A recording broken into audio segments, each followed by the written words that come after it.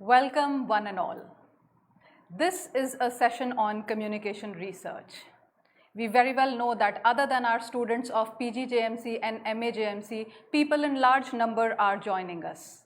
And we are thankful and we respect that you decide to give your time to sessions of IGNOU. So today's session will be on communication research. A number of you would be wondering why we call it communication research and why not media research or mass media research. In my previous lectures, I have told about what communication is and how it is an umbrella term under which media, under which source, receiver, audiences, everything else gets encompassed. That is precisely the reason why we don't call it just media research, because media is one component of communication research.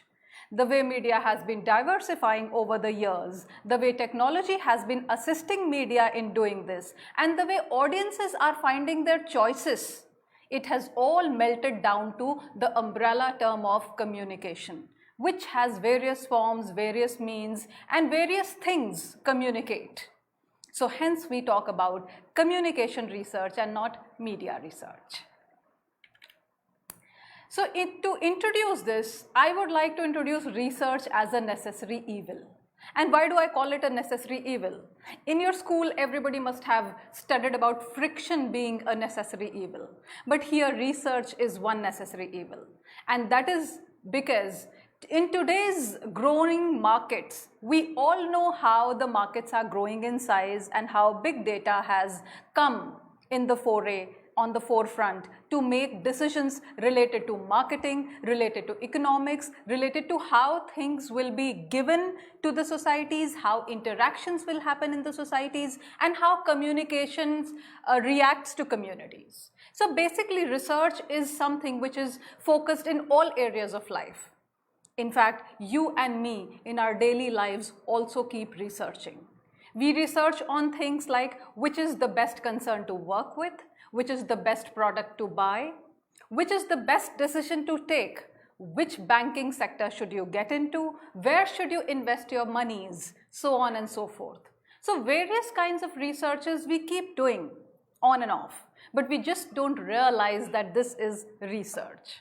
So research today is a necessary evil which has found its space not only in the academic world but also in the industry. It's only because of research that one media channel is able to one-up another, or one newspaper is able to circulate more number of copies as compared to others. So ideally, we cannot do without research. To a number of students, research appears as a subject which is more gross and grave. It is something which is more in-depth, and people usually say that they do not understand it, despite the fact that they do research in everyday lives. So today, we will try and keep it as simple as possible, give you an idea of how communication research has come up, where it has found its bearings from, and how it has proceeded to take the center stage today. So, when we talk about the uses of research, research basically is used in advertising, journalism, films, everywhere that you can think of. So when we say advertising, we are talking of a certain brand. We are talking of the communication that this brand is making with its audience, the way it is studying its market, and the way a certain market gets impacted by the communication that is made to them. Now, we all know that everything that is told by means of copy of an advertising is not true. Nevertheless, they try and influence the minds of the people in such a manner that people get more invested into that communication, such that they make a purchase decision which will help them gain the monies for advertising. Because once you buy a product or a service, the advertising becomes successful. So research has a huge role to play in advertising.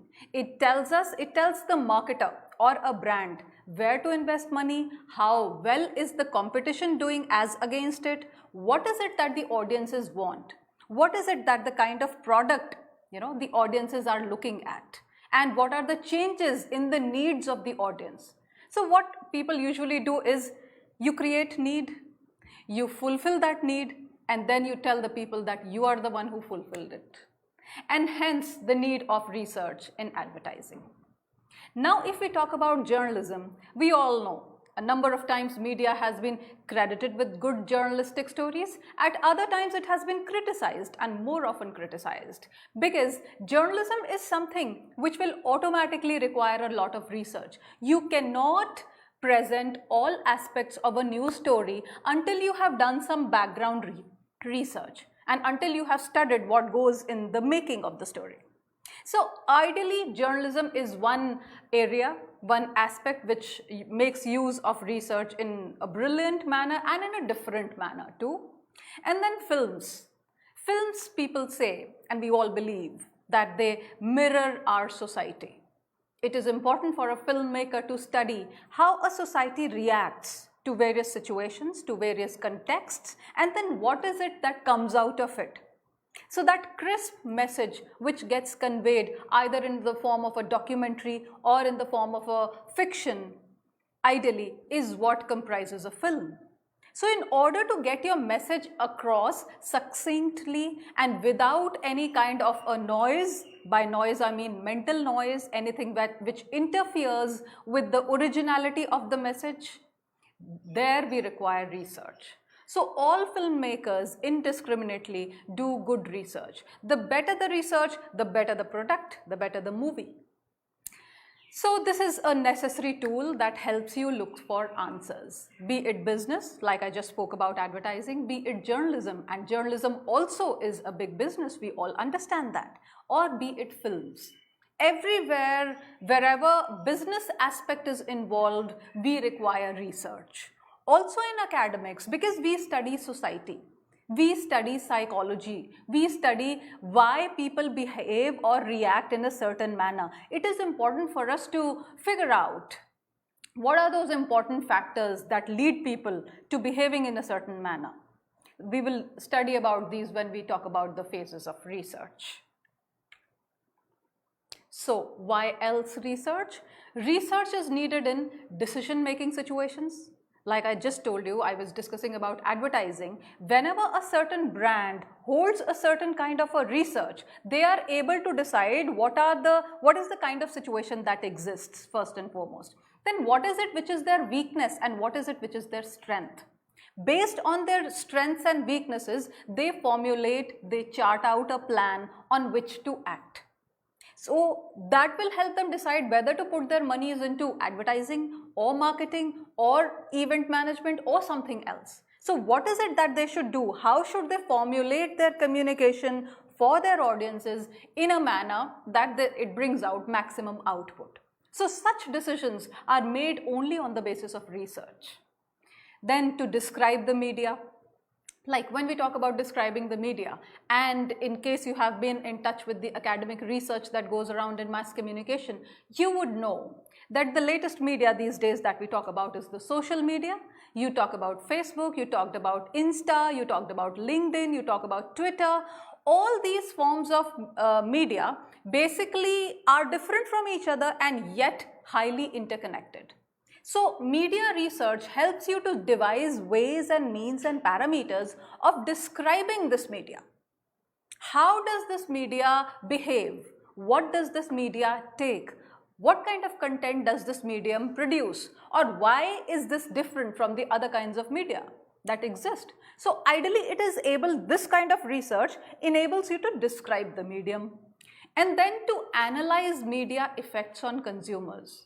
After the First World War, we would discuss when we study the phases, that the media became more limited in terms of its effects. So ideally, certain kind of effects came into light when Harold Laswell talked about his model of who says what to whom and with what effect. And that was the first time that effect research started finding some grounding in the field of academic media research. So the research is able to analyze what kind of an effect does the media have on its consumers, which was very important to gauge because it would not only decide whether the consumers accept the media and its content, it will also decide whether that kind of a medium will be successful in the plethora of media that are available to the consumers today. Then it helps you to understand audience behavior. A lot of research is always done, be it for the industry or be it for the academia, on the nature of the audiences.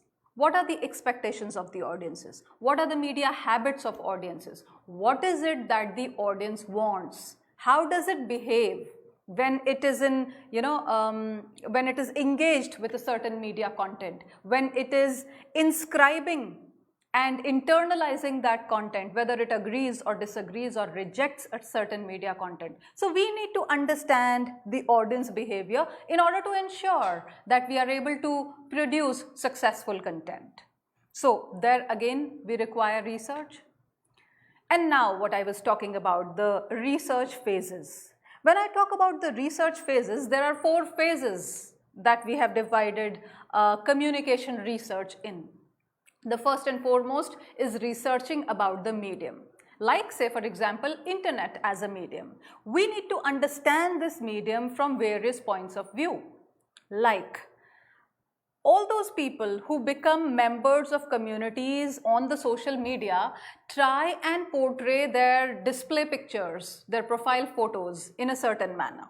So they try to give out a certain lookout to the world, which may not be real, but which is how they would like the world to see them.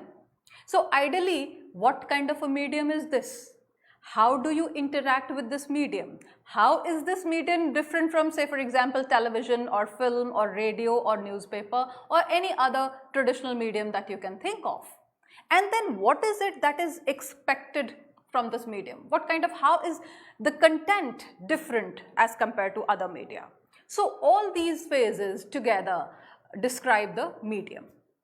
Then we come to the uses and users of the medium. This again, I will take you back to the audience research. When we say the users and uses of the medium, it helps you decide whether the audiences are putting media to a certain kind of use only, or whether they are getting onto the secondary uses. Say for example, are they limiting themselves to only entertainment, or are they also using it for information? Are they also using it for education, the way we are making use of Facebook for education today? So ideally, what are these users like? What are their media habits? How do they interact with the medium? All these things together and various other aspects which I cannot name here, all come under uses and users of the medium. And then the third phase of research in communication talks about the effects of the medium. Now, earlier on, we used to talk about the hypodermic needle theory or the stimulus response theory. So until the First World War, it was thought that media is very strong.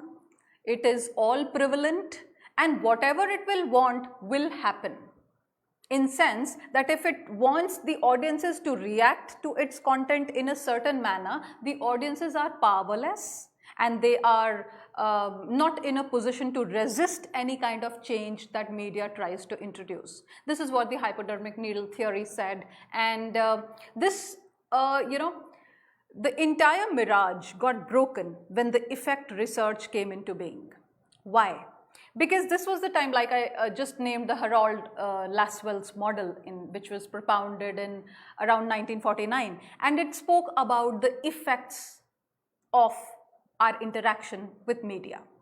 So in such kind of a scenario, how do the people handle the medium, and what kind of effect gets created due to interaction with the content? So ideally, this is another research phase which was later on added to the other research phases. And then of course, how can this medium be improved? Now we have seen what this medium is like. We have seen how audiences interact with this medium. We've also seen what kind of effects does a certain medium have on a certain section of the audience. By effects research, just to make it clearer, I would give an example of the violence index in children. Often we hear and we see that children around us have greater screen times these days. By screen time, I mean any kind of interaction that they do with either their tabs or laptops or computer terminals or television in any form, or PlayStations. So ideally, when they are interacting more with television, say for example, And when we know that there are greater number of violent programs or violent games that they play, how is the violence index rising in children over the years? This is an example of effect. Why? Because the result of overviewing violent programs has been, in the form of greater, what should we say, greater ideas of violence or greater violent reactions by the audiences. This is the effect of the medium on the audiences, one section of them. Similarly, how can the medium be improved? That is another question, because the audience's reaction has been one thing, the medium has been designed in a certain manner, and the users are being affected in a certain way. So what should we do in order to improve upon these media? You often would see that in WhatsApp, every time a new feature gets added, or earlier the Facebook did not have a Facebook Live, and now because we have a Facebook Live, here we are interacting with you. So ideally, how can the medium be made better is also a major part of media and communication research. This was another phase.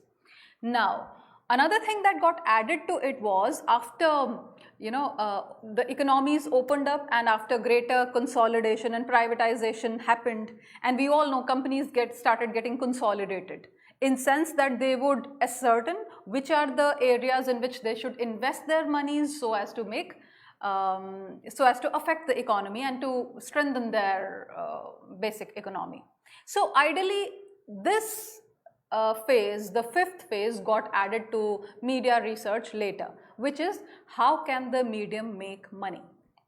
Monetizing models are important. Like we all know that through internet, there is a certain advertising model that is proposed. So any website which gets a greater number of hits is able to monetize itself because it is able to gain more number of advertisers. So there will be advertisements which will be appearing in the side panels of your website, and through that you can monetize the website. So ideally there can be many such models. This is the most basic one that I've just mentioned. So this phase also got added to the research phases, which is that how can this medium make money? Now, another thing to understand is, though we have just spoken of these 5 research phases, what is important to know is these are not linear in nature. So, it won't happen that first you're researching only on the medium and then you go down to the users of the medium and then the effects and then on monetization. No, everything happens parallelly in fact. While you are researching on the medium and what are the features of the medium, there can be another research which would decide that based on these features, how can we monetize this? So ideally, it is not a linear model. It happens parallelly and it happens multidimensionally. Now, again to give you a brief overview, the major events that have contributed to the growth of mass media research, how these events have contributed to the, the entire periphery of communication research is important to know and understand. The first thing was the World War I. I just told you about the kind of communication theories that were doing the rounds. And after that, the limited effects of the media started getting to be seen. So once they were being seen, effects research came into being, and that is how the First World War affected communication research. Then there was a certain realization by advertisers, this was around 1950s and 1960s, that there was a greater realization amongst advertisers that research data was useful in persuading potential customers. So if you've already researched upon the kind of audiences you're trying to target, you already know what their demographic and psychographic features are, you already know what their tastes are like, what are their preferences in terms of anything, in terms of education, in terms of products, in terms of services, anything. So they realize that research will help them locate this kind of data. And once they have such kind of data, they will be able to push through their products and services in a much better manner. So this was another major event that helped in the growth of communication research. The third was rising interest of citizens in effects of media on public, especially children. Now, I just gave you an example of the rising violence index in children. We've also seen that people require to go to certain de-addiction centers because children, not people, but children particularly, they become addicted to screens. So there was a greater interest of the civic society, of the people in general, in understanding, because media had become a major part of everybody's lives by that time. So how is it that media is impacting them, their various areas of their lives? So this was a rising interest, and again this too helped in the growth of communication research.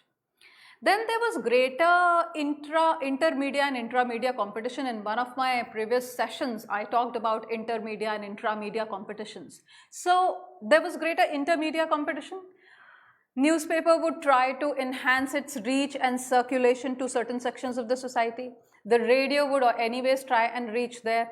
TV had made its mark in 1975 and 76, around the time of emergency in India. TV came to India. And then on we thought that television would largely be used for development. But it so turned out that TV became a medium of entertainment only. So there was a greater competition of who can serve those basic needs for the audiences first and best. What are those basic needs? Information, education, entertainment, and persuasion. So most of the things that all media do are under these umbrella terms. So there was a greater intermedia competition which further aided the growth of mass media research, because if you have to one up another media, you need some solid research. You need to understand why in a certain area, say for example, the Hindi belts of the country, why is it that the regional press, newspapers, I will not name the brands, but there are certain newspapers that continuously grow, their circulation continues to rise, despite the fact that in the West, in the countries like US, the physical forms of newspapers have, for all practical reasons, they have disappeared. So what is it that is still, helping us grow in those areas? It's only research that can help you decide. And then if internet has to make a mark in that kind of a situation, where can it land up? And how can it substitute a newspaper or any other such traditional medium? These are all questions for researchers. So there was greater intermedia competition which aided it. And the last point, demassification. It increased the need for trend studies and image studies. Now let me first tell you what is demassification. We all know the media reaches people in multiplicity. So there are multitudes of people being reached by the same media content and by the same media at the same point of time. Facebook, for example, this session that we are taking, we don't know how many people are watching it. And in the next 24 hours, what is the kind of reach this session is going to have? But the multitude of people who are able to view this session the way it has been conducted is large. So as a part of demassification, every medium tries to figure out who is their segmented audience. So audience segmentation is called demassification. It is related to demassification in a sense that you try and cut down the masses into particular, together they are a mass. And when we try to demassify them, these are the various audience segments that we come up with. So in order to study these audience segments, there is always a greater need for trend studies. What is the trend that people like these days? Facebook is easily available on mobiles, and hence let us try and reach out to our learners and viewers on Facebook as compared to other media, maybe not TV anymore. So ideally there is an increased need for trend studies in various media and image studies.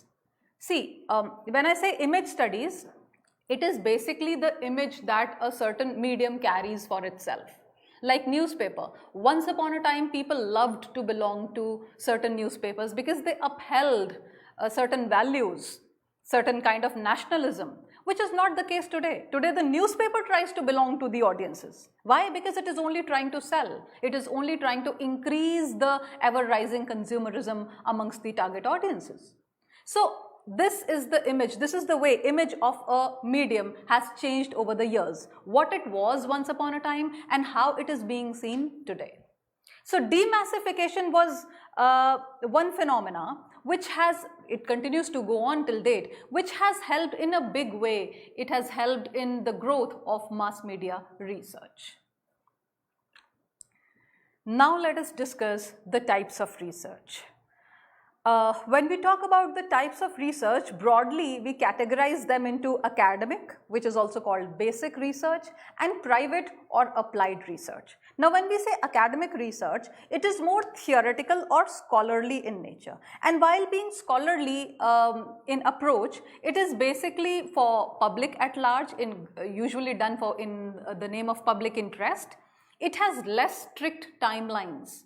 So it isn't that you have to, because you have to launch a product within a certain span of time, say 6 months later, so you must do your research now. No, there are no strict timelines. And then of course it is less expensive because policies or brands are not dependent on them. These are called academic or basic kinds of researches. Then the other kinds are private and applied. These are basically carried out by companies, they are more application oriented. Based on such certain research, you are going to modify your product or service. If people do not like SMSs, henceforth telecom companies will stop giving you SMSs. Why? Because people don't like them, they feel irritated with them, so they will not buy your product, they will not buy your service. So they are more application oriented, 1. 2, the results are used in decision making. Whether, if polio has been eradicated from the country, do we really need to produce more polio drops? What kind of research are we doing in order to see to it that we come up with a vaccine for coronavirus? So the results are used in decision making. What kind of symptoms are the patients showing? So that will depend on this research. Then it is also the sole propriety of the sponsor.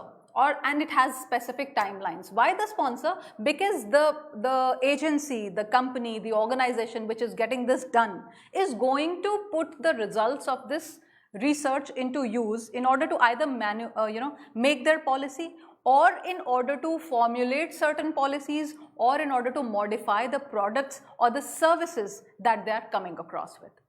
So, and of course, because of this, there are specific timelines. It cannot be a study which prolongs till eternity. It has to produce its results in certain timeline only. And of course, because all these things are involved, it definitely turns out to be a costly affair, because it is also important that such kind of research should be authentic. There should not be any kind of fudging in it, and policy formulation and policy implementation is based on such kind of research. It turns out to be a costly affair. Then when we talk about journalistic research, since I am addressing either the learners of research of journalism or those who are interested in journalism, I'd like to say that journalistic research lies somewhere in between. It is not completely academic in nature, though the initial research that you do for a story and the coverage has to be more near to the academic research or the basic research. But at the same time, journalism also sells. Newspapers and news channels also sell, media sells. So all these news media production companies will also have to do the research to see to it that what kind of content is being liked by the audiences in general, and what kind of content will people reject.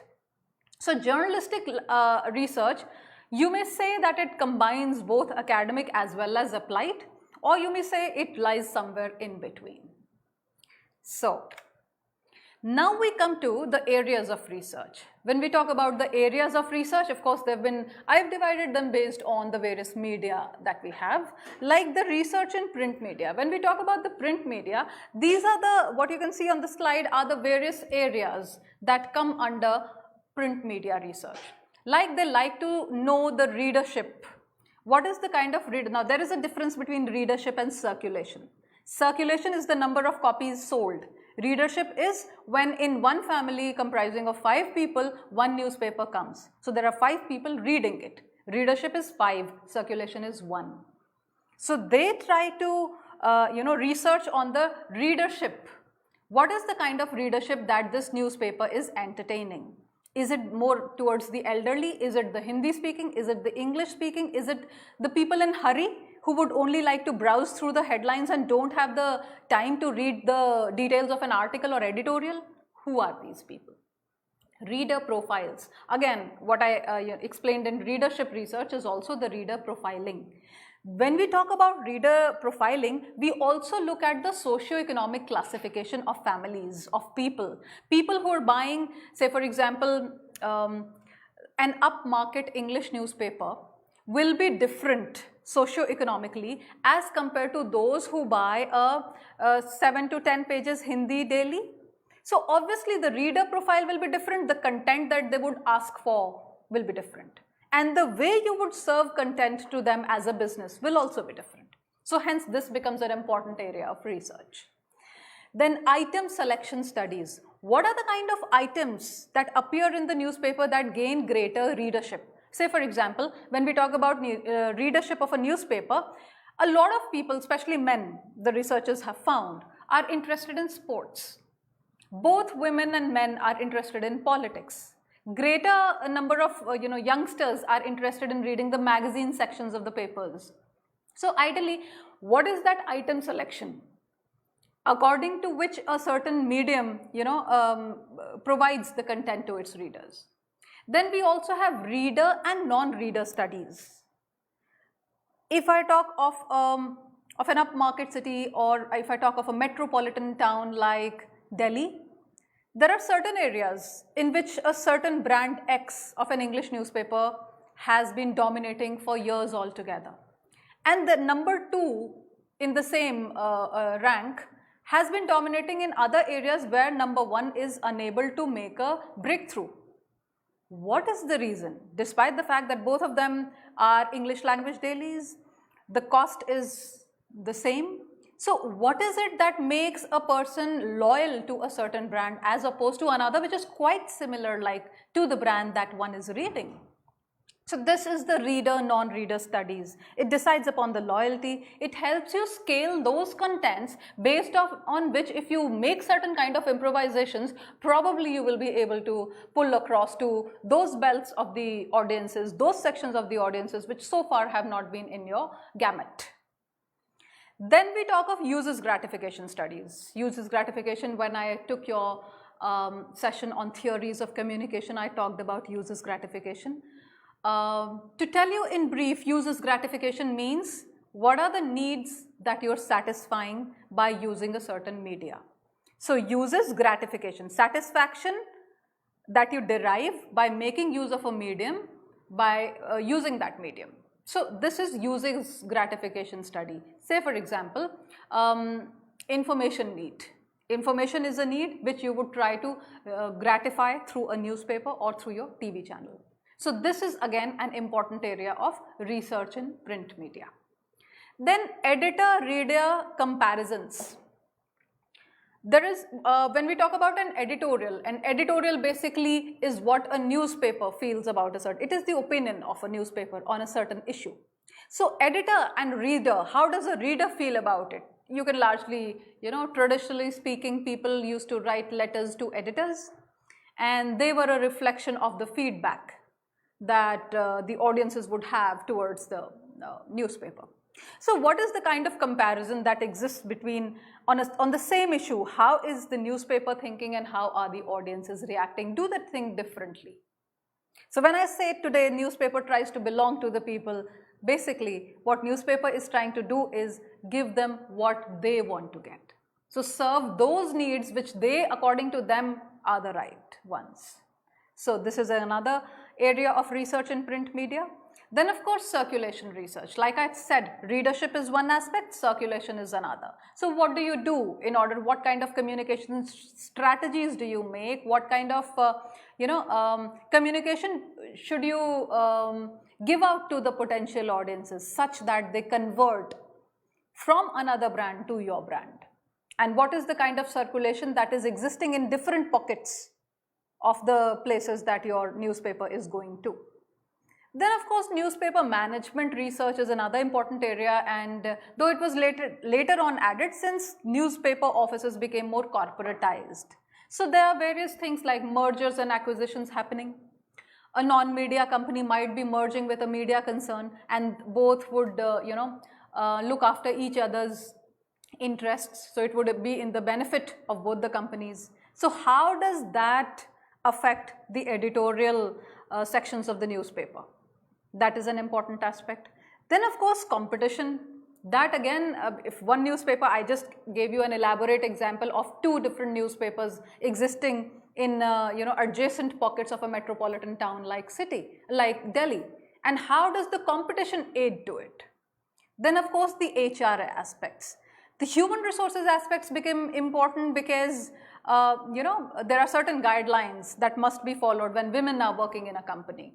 And because newspapers have become more corporatized, whether they are looking after the implementation of those guidelines, whether HR policies are in tandem with all the other corporatized organizations of the country, and whether they are at par or not, the salary structure, the other perks, etc. So HR aspects are other aspects of newspaper management research. Also in print media research is typography and makeup research. When we say typography and makeup, it is about the designing of a newspaper. That's something which is very easy to be copied. So if you come up with a lovely design of your newspaper, the other day the rival would copy it and it will be the same. But yet, typography and makeup research is important because you would like to know what makes it comfortable for the reader to read. We all know certain kind of typographical styles and sizes are used. How have they been decided upon? Have they been standardized? There have been researches that have gone into it. There have been researches that have gone into how people visualize the product. So ideally, typography and makeup research is also an area of research. And then of course, the journalist as a researcher. The journalist is not just covering stories. He's also researching on the society, on the polity, and how people think. How is the psychology of the audiences changing? So a journalist is also a researcher. In fact, in your courses, you would come across a unit which would exclusively talk about journalistic researches and how they're different from academic researches. Now, coming to research in electronic media. When we talk about electronic media, one is the ratings research. There is always a competition between various news groups, between various news channels, of which is rated better and how prime time news is able to pull on to the audiences and keep them hooked to their channels and not let them zap to another channel. So ratings research is one area. Then market studies, just like any other product, electronic media is also a product. It has to be sold to the audiences, and hence it is important to study the market. What is it that the audiences are like? What is it that they are demanding? What are their real needs? What are their felt needs? All those things are important to study. And then sales, because media is a commodity which sells not only in terms of its space as far as newspapers are concerned and time as far as electronic media is concerned. It is also selling the advertisement. So ideally it has a two model which are getting clubbed together. So sales part becomes important, and there is sales research that is done in electronic media. Also, there is a diversification analysis. When we talk about diversification, we all know that a certain news channel or a radio channel is supposed to reach certain sections of the audiences. And these news channels and the radio channels have those research data with them. They know which are their pockets of audiences. Now, what is the kind of diversification that you're providing? Say, for example, if there is a national channel, may not be covering the tribals of Chhattisgarh. But if there is a local or regional channel in that area, they would like to cover them in order to bring about some diversification. And it is always said that media, the best media is one which diversifies its content. There should be greater plurality. It is not just healthy for a democracy, it is healthy for all the communities that exist together in cohesion in any society. Then the next is content studies. Content, we know content is the most primary, the most basic things why we interact with any media, be it television, be it internet, be it radio, be it anything. So ideally content studies are also done when we are researching about electronic media, as in, say for example, what is the kind of need gratification that a certain spiritual channel provides to the elderlies. Yeah, so that can be one area of research. Also, when we say a cartoon channel, what kind of values is a certain cartoon channel propagating amongst its viewers, which are largely children? So those are some examples of content studies in electronic media. Coming to the advertising and PR research, one important aspect is copy research. Now the copy is the written part of an advertisement, if I'm talking in terms of a newspaper, or say for example the taglines, Amul Doodh Peeta Hai India. This is the copy of this ad. So now it tests if the researches that are done on advertising will greatly test the effectiveness of an ad. Because you know, whether it is a television advertisement or a newspaper advertisement, you have limited space and limited time. So you have to, it is very, very necessary that you check the effectiveness of this copy in a manner that it leads to the desired results. The desired results could be anything. It could be change in image, it could be a rise in sales volume, it could be beating the competition. A number of times you would see advertisements being designed in such a manner, in such a fashion, that they are basically meant to retort to a competing brand. So ideally, copy research in advertising is very important. It looks at the cognitive dimension 1 and the affective dimension 2.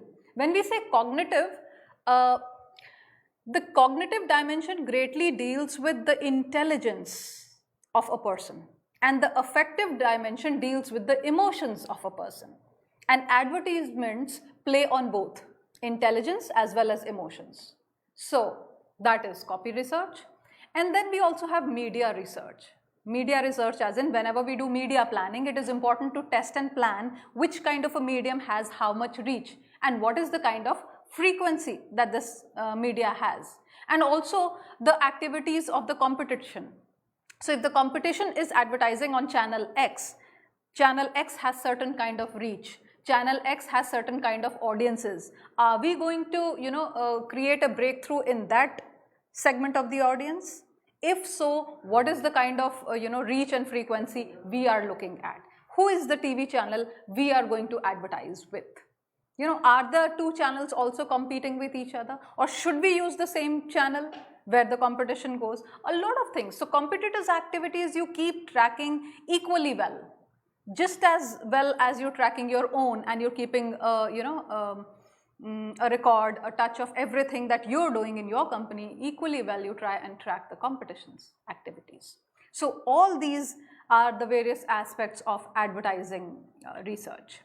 When I talk about public relations research, I've already explained to you what basic and applied research means. So public relations and corporate communication have basic researches which are more academic in nature and have less foundations in terms of time and are less costly affair. So those are basic researches, and applied, the characteristics I've already told you, more corporatized kind of research, more into policy formulations. Both kind of researches take place in public relations and corporate communications. They look at strategic research and the evaluatory research. So say for example, they have run a campaign, a public relations campaign for say 6 months. There would be an evaluation. Of course, there are midterm evaluatory projects that keep going on in order to see to it that if there is a scope for midterm correction, it should be made while the campaign is on. At the same time, once the campaign is done, what did we gain in terms of the output? How much did we invest in it? What is the kind of communication which we gave out to the audiences, and what kind of effect did it have? Finally, what is the output that we gained as a company? Comes under evaluation research. Strategic research studies the strategies of corporate communication, the strategies of public relations, by which we look at getting the required output. It could be anything. It will depend on the objectives that you've set for yourself. So you first set the objectives. When I'll take sessions on public relations and corporate communications, I will be discussing the campaign planning. And at that time, I will tell you how this happens. But as of now, it is important to understand that strategies are based on objectives. There can be a certain objective that you're trying to meet. In order to fulfill that, there is a certain strategy that we look at. And then there is introspective research. Introspective research is when you look back at your policies, when you look back at your vision and mission, and then you decide whether or not it has to be improved, whether there is a need to do something better with it. That is introspective research. And then we have environment monitoring. Environment monitoring is very important as far as public relations is concerned. You need to study the external as well as internal environment. By internal environment, I mean the environment within an organization, whereby people decide whether or not it is conducive to bring about a change. And then the external environment, which involves the government, which involves the competition, which involves the global scenario, all those things together. So this is called environment monitoring. And then there are PR audits, communication audits, and social audits. PR, we all understand it is a specialized kind of communication. So once you've done a PR campaign or once you've carried out a certain kind of PR activity, you do perform a PR audit, which is basically to see what kind of strengths and weaknesses you had and how you've improvised upon it, or what kind of an output you gained. So also for communication audits. Communication audit is also necessarily a SWOT analysis, which will give you a scope of improvement. Which are the areas where you need to improve upon and how you can do that. And then social audits. Social audits can be of two kinds, One, an organization can do it on its own so as to see, say for example, corporate social responsibility, whether they have done activities which are in line with their mission and vision and goals which they have set not just for themselves as a profit-making body, but for the society at large. Also, social audit can be done when a certain, say for example, a government policy has been formulated, implemented. Now there will be a few people who would be from the public sphere, who would be from the common society, commoners, who would come and judge whether this, certain kind of policy has been able to do some benefit to the society or not. Say for example, Manrega scheme. So people who are experts in the area can judge whether Manrega has been good for the country or not. So also all other different kinds of health schemes that governments come out with, or there are schemes which are in support of the girl child, all those things together. So this comes under social audit. I think our time is almost up, so we would deal with the research in media effects, and the rest of it, how to conduct research, I would take up in the next session. But first, let us look at these. Research in media effects. Anti-social and pro-social effects are always there in media content. When we talk about the media content, there are the kind of deliberation, the kind of engagement you have with a media content will decide whether you will become pro-social or anti-social.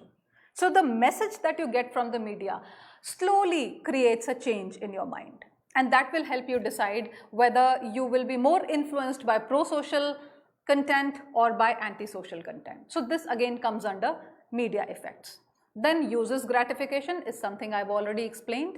Agenda setting by the media, this again is a theory which I have already dealt with in my previous session on media theories.